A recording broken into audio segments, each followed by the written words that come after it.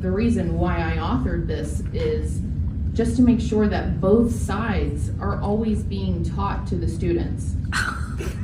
Oh my God. So that both sides are always being taught to the students. Except, of course, the anti-racism side.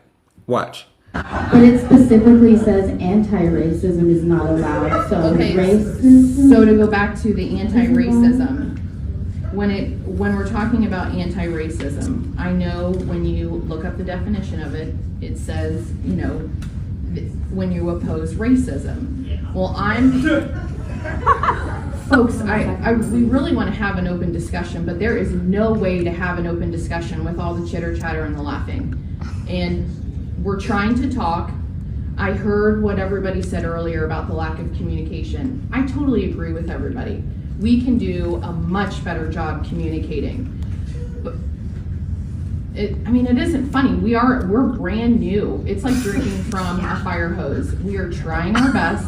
The laughing is the open communication because the illusion of the other side, in this case, of anti-racism, is racism. Just because there's a differing opinion doesn't mean it's just. We'll talk about that in a minute, but this school board meeting at the Forest Hill School District answers a question I've always had. What if families and their children actually do want anti-racism and CRT curriculum in their school?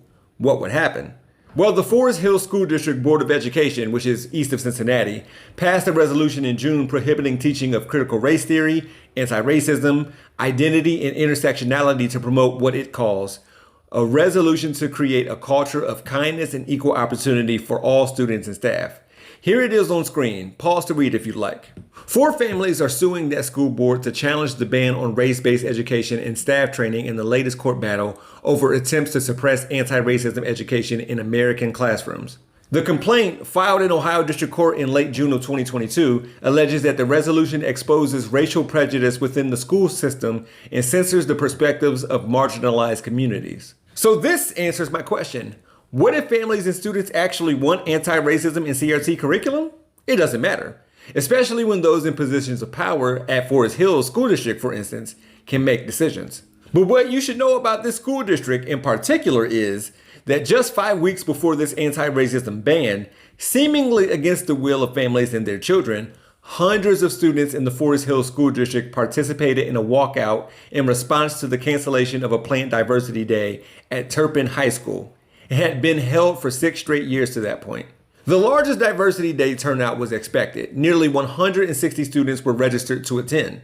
Students needed parental permission in order to attend, by the way, meaning it's optional.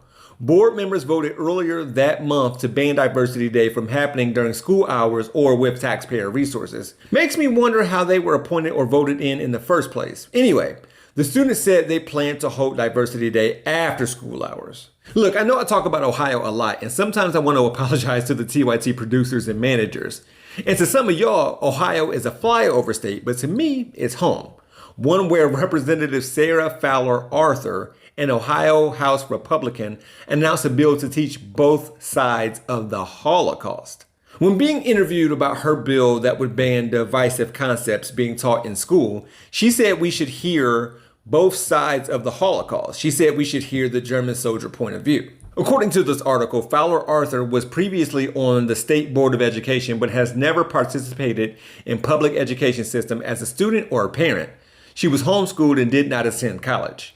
This tells us all we need to know and answers so many other questions I have that I didn't even ask. For Rebel HQ, I'm Jeff Wiggins. My architect knows Japanese. For more from the Young Turks, stay right here. If you want to see content from yours truly, click on the hashtag below. I can also be found on all socials at He Gon' Be Alright. Thanks for watching.